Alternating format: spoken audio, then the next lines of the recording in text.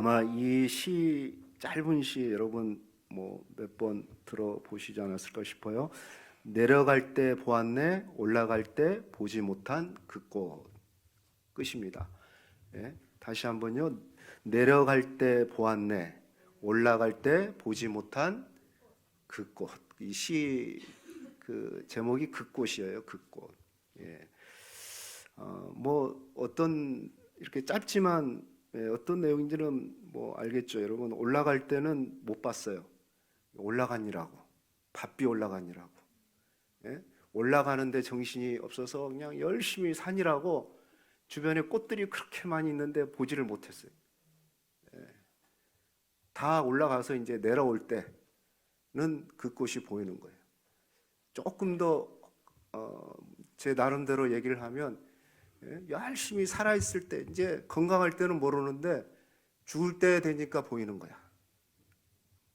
건강할 때는 모르는데 건강할 때는 안 보여요.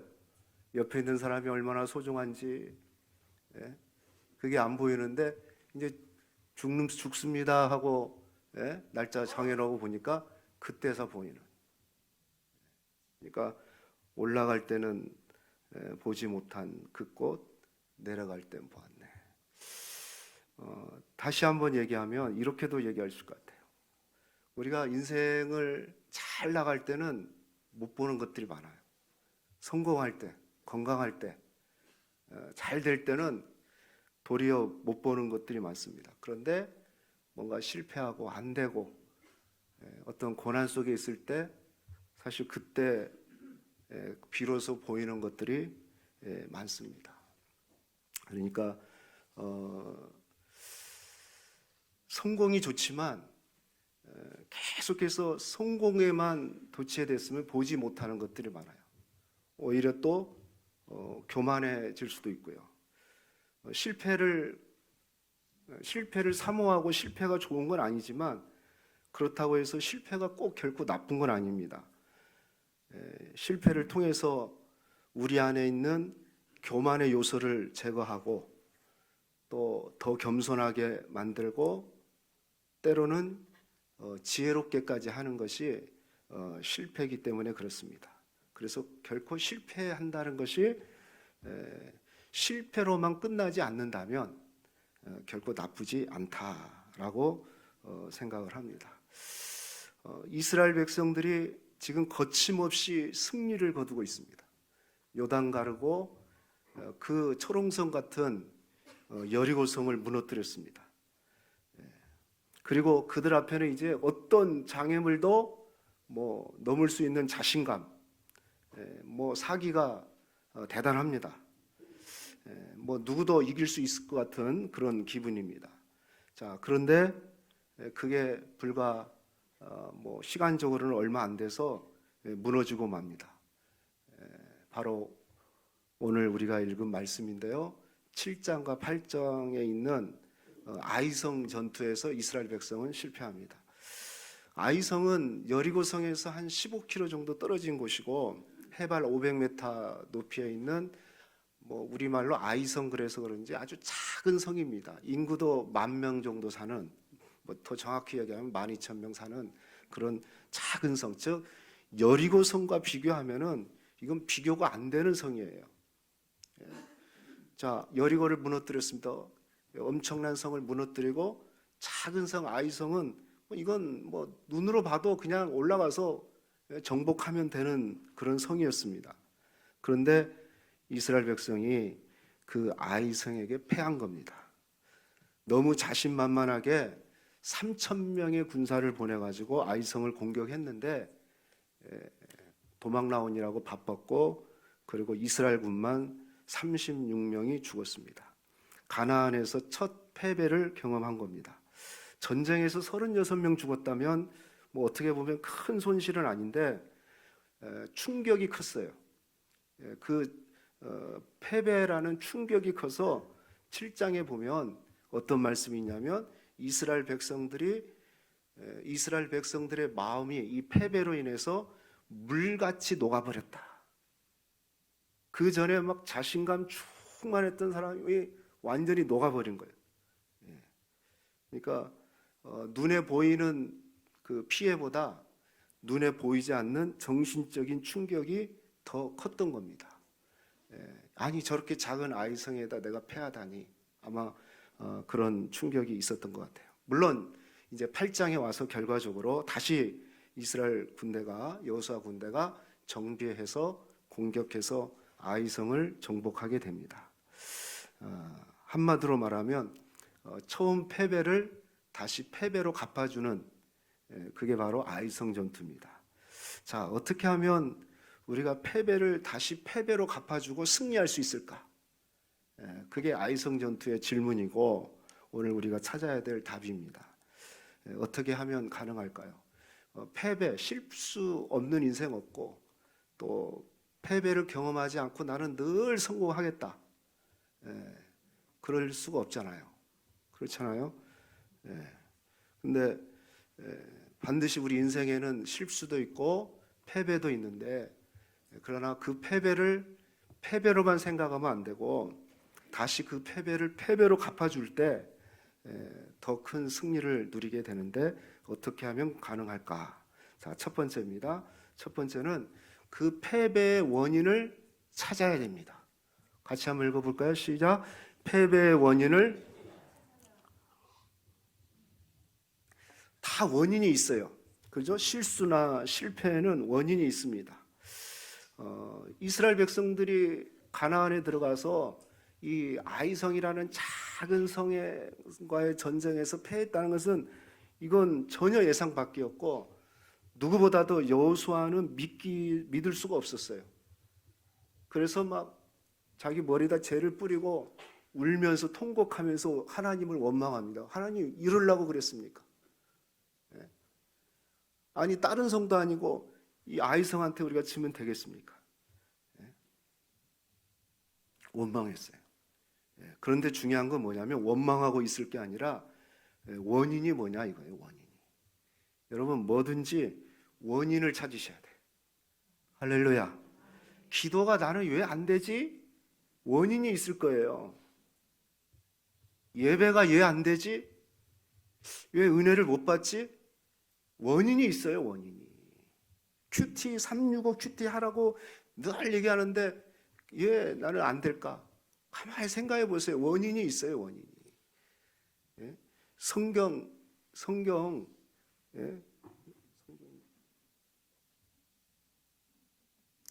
성경 하루에 많이도 읽지 말고 3장에서 5장만 읽으세요. 근데 이 성경 한 장이 이거 넘기는 게 얼마나 이게 가벼워요. 그죠? 종이 중에 이렇게 가벼운 종이가 있을까요? 근데 이게 무슨 쌀가마니 하나 드는 거하고 똑같아요. 넘기기가. 네? 아니 이걸 읽으면 넘기면 되는데 2절 읽고 딴 생각하고 핸드폰 보고 그것도 읽으면 또 읽고 이게 이 가벼운 게 쌀가마 20kg보다 더 무거워. 원인이 있어요. 원인이. 나는 왜 믿음이 이렇게 성장하지 않을까? 원인이 있어요. 원인이. 여러분 원인을 찾으시기를 축복합니다. 이스라엘 백성들이 패한 원인이 있어요.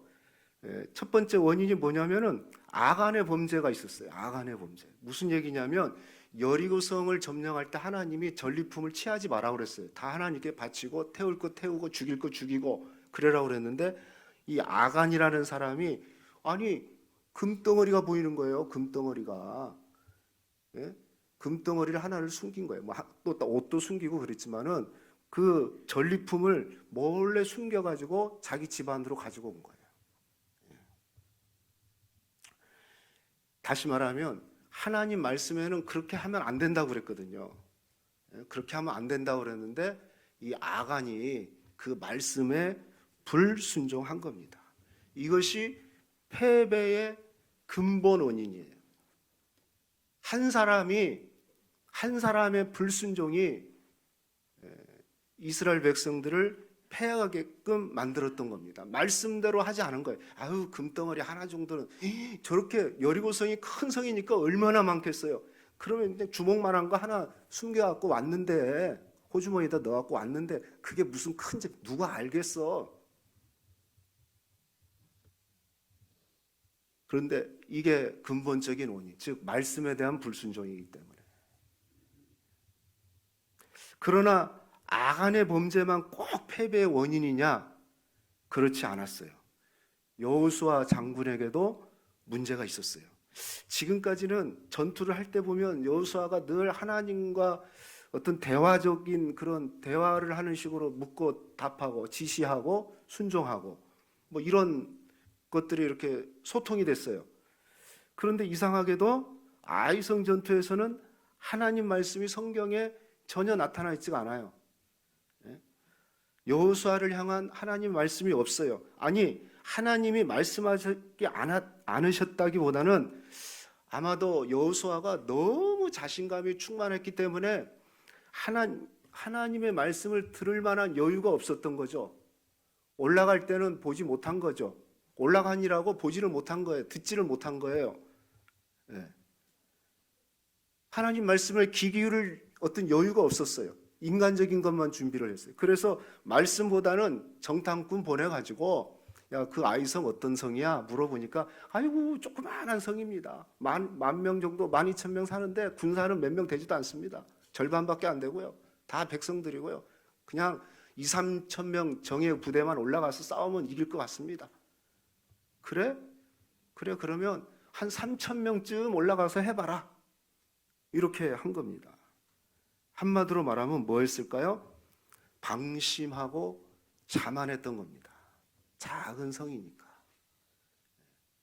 방심하고 자만한 거예요. 자만한 거. 저 정도로는 우리가 이겼지. 그런데 결과는 처참했어요. 도망 나오는 신세가 됐고 병사들도 잃게 됐고 이 일로 인해서 의욕을 다 잃어버리게 됐습니다. 여러분, 그래서 항상 우리는 조심해야 돼요. 내가 두 가지 원인을 늘 찾으면 좋겠어요. 내가 말씀에 대해서 온전하게 순종하고 있는지, 그리고 자만하고 방심하면 안 됩니다. 무슨 얘기일까요? 나는 괜찮아 하는 생각들.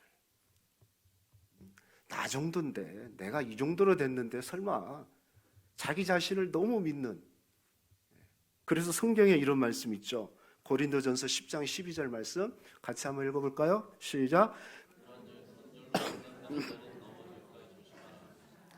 다시 한번 읽어봅시다. 다 같이 크게 시작. 꼭 기억하세요. 선질로 생각하는 자는 뭐 할까 조심하라? 나는 괜찮다 이렇게 생각하는 사람. 아니 나는 목사인데 저는 감기 안 걸릴 줄 알았어요. 저는. 네. 근데 그래요.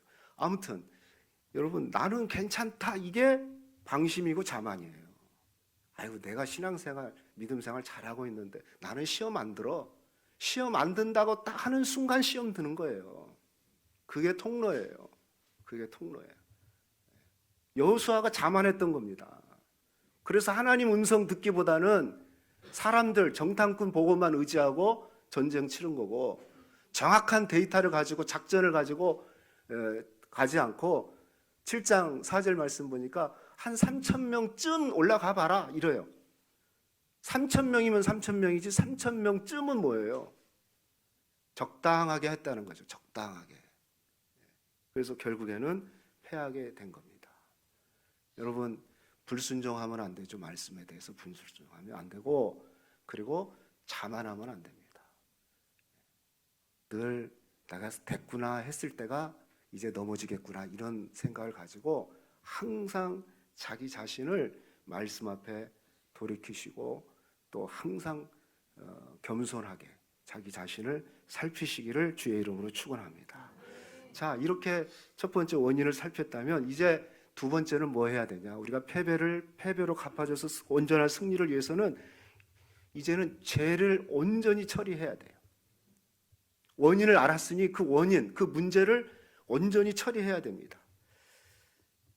가나안 전투에서 첫 패배를 경험한 여호수아가 낙심하고 좌절하고 있었습니다. 막 죄를 머리에다 뿌리고 살 소망이 없는 것처럼 이 전쟁 한번 져가지고 막 살 소망이 없는 것처럼 하고 있었어요. 막 울면서 더구나 하나님을 원망하면서 그렇게 있었습니다. 자, 그때 하나님이 보니까 얼마나 웃기겠어요. 겨우 한 번 졌다고. 예? 바로 며칠 전에 여리고성 그냥 그 거대한 성을 다 이겨버렸는데, 예? 36명 죽었다고, 죽겠다고 낙심하고 좌절하고 있는 여호수아 보면서 하나님이 한편으로는 얼마나 한심하겠어요. 그런데 하나님이 그를 다시 이렇게 세웁니다. 자, 7장 13절 보면 이런 말씀이 있어요. 너는 일어나서 백성을 거룩하게 하여 이르기를 너희는 내일을 위하여 스스로 거룩하게 하라 그랬어요. 먼저 주목해야 될 것은 너는 뭐 하라? 일어나라. 따라합시다. 일어나라. 옆 사람한테 인사합시다. 일어나세요. 예, 일어나셔야 돼요. 왜 자고 있습니까? 예, 일어나셔야죠. 왜 엎드려 있습니까? 왜 낙심하고 그거 하나 졌다고 해서 그거 하나 내 생각대로 안 된다고 해서 좌절하고 낙심하고, 예? 그냥 자포자기하고, 뭐 조금 안 돼가지고, 예? 그때 뭐라 그래니까 너 일어나. 하나님이 이렇게 세워주는 거예요. 할렐루야. 예? 그거 안 됐다고 해서 좌절하고 있을 수 있냐 하면서 지금 하나님이 여호수아를 격려하고 다시 일으키는 겁니다. 사랑하는 성도 여러분, 실패 있을 수 있다니까요. 실패도 있고 패배도 있을 수 있어요. 내 생각대로 안 되는 것들이 더 많아요, 인생에. 근데 그것으로 인해서 좌절하고 낙심하지 말고 오늘 주님이 말씀하십니다. 다시 일어나라, 일어나라 이 말이죠. 그리고 또 한 가지 뭐라고 그랬습니까? 스스로 거룩하게 하라.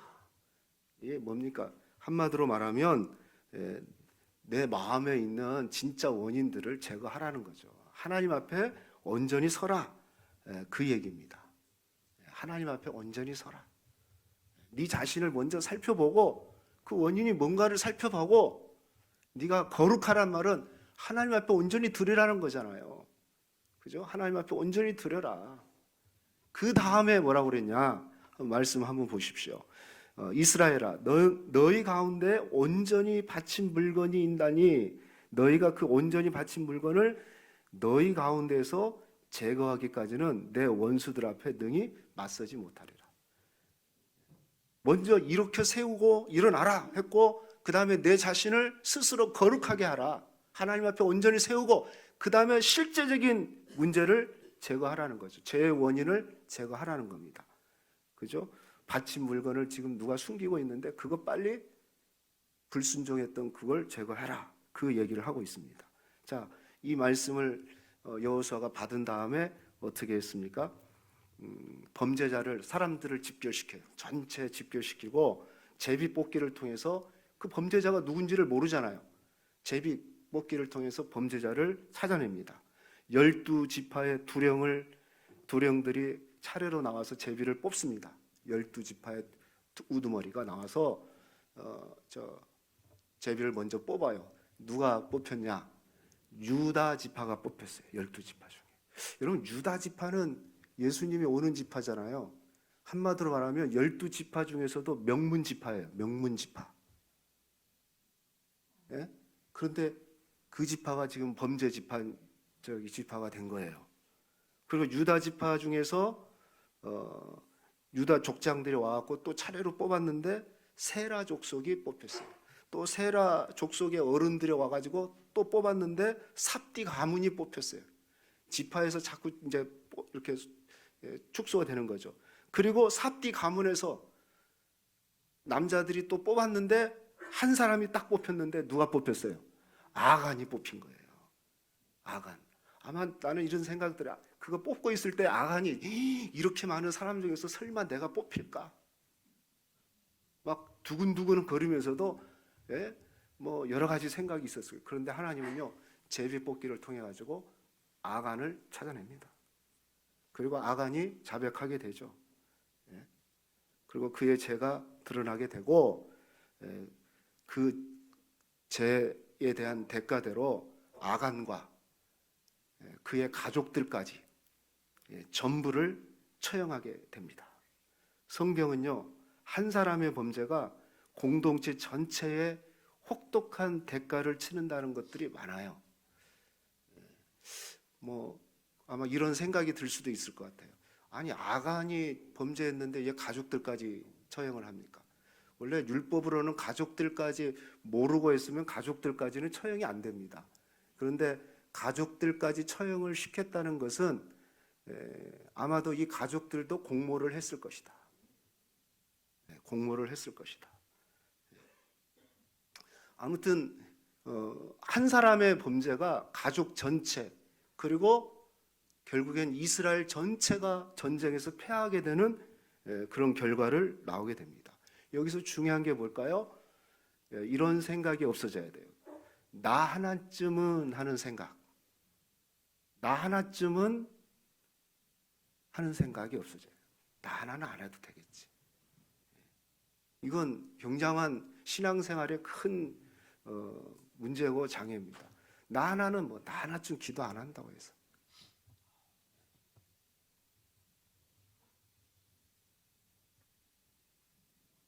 여러분, 거대한 함정도 조그마한 구멍 하나를 통해서 물이 들어오기 시작하면 그게 시작이 돼서 침몰하게 되는 거예요. 하나쯤은 아니에요. 성경은 공동체적인 메시지가 많기 때문에 그 한 사람의 죄가 전체 영향이 있는 거예요. 저는 신앙생활도 마찬가지예요. 나 하나쯤은 대충 해도 되지 뭐. 나 하나쯤은 예배 빠져도 되고. 근데 그게 구멍이 될 수 있다는 거. 그래서 그게 무너져야 돼요. 그래서 이 실패를 통해서 그 부분에 대한 하나님의 터치가 지금 있는 겁니다. 그래서 지금 아간과 그의 가족들을 다 멸하고 실패의 원인을 제거를 한 겁니다. 여러분, 원인을 찾았으면은 원인을 제거해야 되죠. 그죠? 온전하게 제거를 해야 되죠. 죄는 남겨두면 안 돼요. 다시 싹 나고 열매 맺는 게 죄예요. 그래서 완전히 뽑아내야 되죠. 그래서 이 과정에서 우리는 중요한 것을 경험하게 됩니다. 알게 되는데 바로 죄는 온전히 제거될 뿐만 아니라 이스라엘의 적은 사실은 외부에 있지 않고 내부에 있었다는 거예요. 여러분, 우리 신앙생활의 장애물은 사실은 바깥에 있지 않아요. 내 안에 있어요. 제가 언젠가 말했잖아요. 우리 교회 기독교 역사를 보면 교회가 무너지고 기독교가 무너진 것은 외부의 핍박 때문에 무너지는 경우는 단 한 번도 없어요. 다 내부의 문제예요. 내부에서 갈등하고 내부에서 싸우고 내부에서 서로 막 시기하고 그래서 문제인 거예요. 믿음 생활이 외부에서 막 와가지고 나를 흔들고 오히려 그것은 더 이겨낼 수 있는 힘이 생겨요. 진짜 문제는 내 안에 있는 게 문제야. 내 안에 있는 불신앙, 나 하나쯤은 하는 생각, 나는 괜찮다 하는 생각, 이런 생각이 무너지는 거죠. 그것으로부터 시작해요. 그래서 뭐라고 했어요? 스스로 거룩하게 하라. 죄의 원인을 제거하기 전에, 아간 잡아서 그거 처형하기 전에 너는 괜찮는가를 생각하라 이 말이죠. 여러분, 우리 자신들을 한번 되돌아보기를 주의 이름으로 축복합니다. 왜 저 사람 그래? 왜 저분 그렇지? 왜 저 장로님 그래? 왜 저 권사님 그러지? 그거 하기 전에 나는 어떤가? 할렐루야. 내 자신을 먼저 돌아보기를 축복합니다. 그러면 답이 나와요. 답이 나와. 그래서 적은, 우리의 신앙을 무너뜨리는 적은 절대 외부에 있지 않다. 누가 이렇더라, 누가 저렇더라, 누가 다, 그건요 눈에 보이는 거고, 진짜 문제는 내부에 있다는 거, 우리 안에 있다는 거. 이것을 우리가 잘 살피고 제거하면 다시 승리할 수 있는 그런 축복이 있을 줄로 믿습니다. 마지막, 이렇게 죄를 제거했다면 마지막 세 번째는 어떻게 해야 되냐? 이제 다시 일어나야겠죠. 다시 가야 되겠죠. 그래서 같이 한번 읽어볼까요? 모든 지혜와 열정을 다해 전력 투구하는 겁니다. 예, 원인도 알았어요. 제거했어요.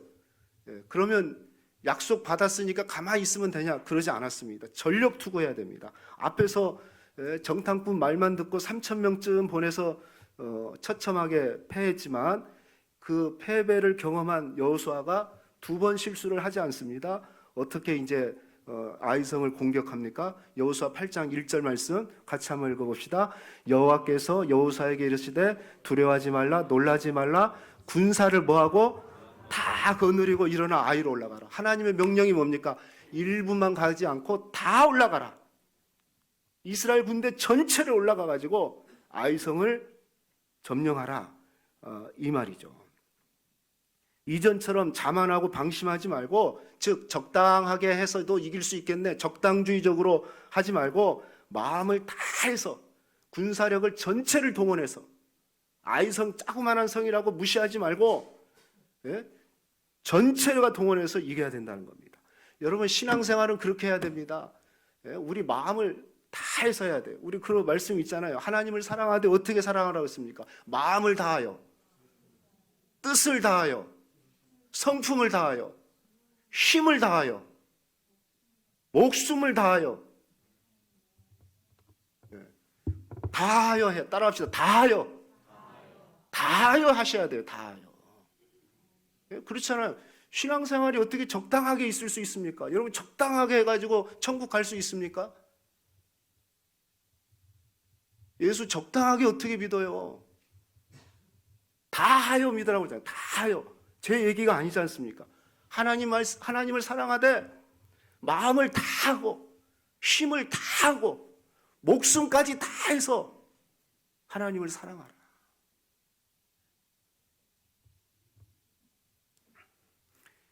한마디로 말하면 온 열정을 다해서 전력 투구하라는 거예요.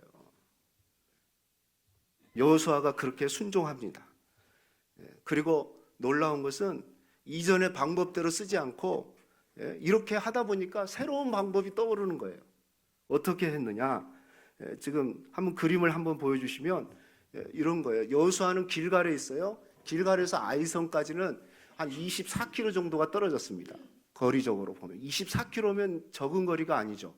걸어가기가 쉽지 않은 거리입니다.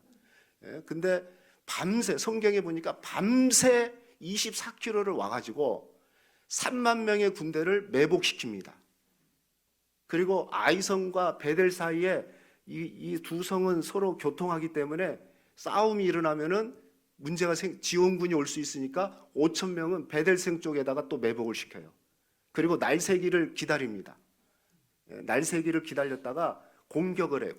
공격을 딱 하는데 여호수아 주 부대가 아이성을 부대를 딱 공격을 하니까 아이성이 생각할 때는 아니 저놈들 지난번에 도망간 놈들이 또 왔네 하고 이번엔 너희 다 잡겠다 해가지고 군대가 일어나가지고 여호수아 군대를 공격하러 나옵니다. 그때 여호수아 군대는 못 이긴 척하고 도망 나옵니다. 지난번처럼 막 뒤쪽으로 후퇴합니다. 계속 보여줘봐요. 후퇴를 해요. 후퇴를 쫙 해요. 후퇴를 쭉 어느 정도 쭉 따라와요. 그때 여호수아가 신호를 딱 주니까 매복되어 있던, 그 당시에 이 팔레스타인은 이 돌산들이 많고 굴이 많다고 그랬어요. 그러니까 매복하기가 굉장히 용이해요.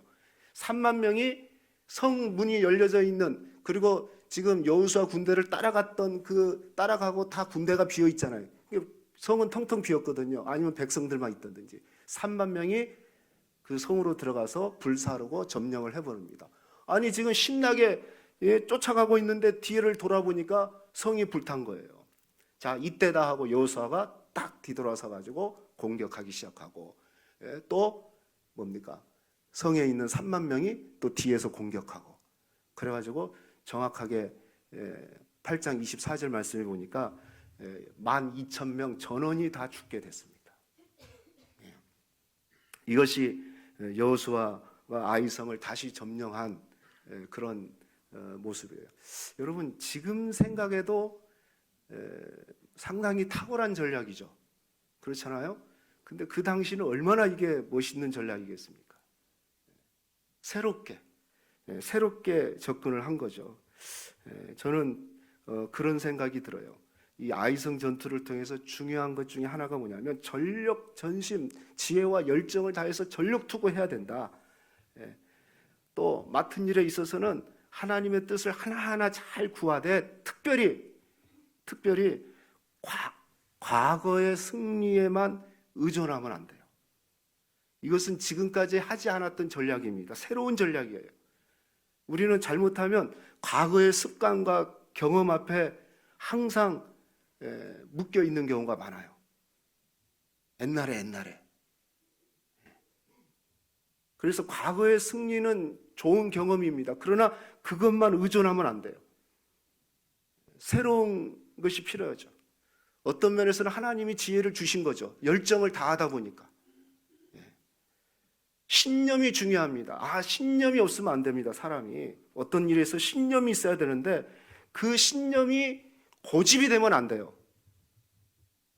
따라합시다. 신념이 고집이 되지 맙시다. 신념은 좋은 겁니다. 그렇죠? 자기 자신에 대한 신념도 필요하고 그래요. 그런데 그것이 그냥 아집이 되고 고집이 돼가지고 전혀 하나님의 은혜도 들어갈 수 없는 그런 고집이 돼버리면 안 된다고요. 그런 사람의 특징, 절대 변화가 없습니다. 성장이 없습니다. 왜요? 그 고집에 잡혀 있기 때문에, 자기 신념에 잡혀 있기 때문에. 여호수아가 새로운 작전을 폈어요. 새롭게 한 거죠. 새롭게. 하나님이 저는 그런 지혜를 주셨다고 생각을 합니다. 여러분 늘 새롭게 사시기를 축복합니다. 똑같은 날이지만 그냥 옛날처럼 살지 말고, 옛날에 잡혀가지고 과거에 잡혀가지고 살지 마세요. 새로운 것들이 하나님 영광스러운 일이고 믿음 생활하기에 좋은 일이다. 그러면 과감 없이 하십시오. 도전하십시오. 실천하고 실행하고 그럴 때 성장이 있고 변화가 있게 되는 겁니다. 이것이 아이성 전투입니다. 처음에는 패배했지만 다시 그 패배를 패배시킴으로써 승리한 바로 아이성 전투입니다. 사랑하는 성도 여러분, 패배를 두려워하지 마십시오. 다시 그 패배를 패배시키면 됩니다. 오늘 그 말씀을 우리에게 주셨어요. 말씀 맺겠습니다. 19세기 영국의 유명한 설교가 중에 노버트 스니라는 분이 이런 얘기를 했어요. 실수를 가장 적게 하는 리더가 가장 훌륭한 리더가 아닙니다.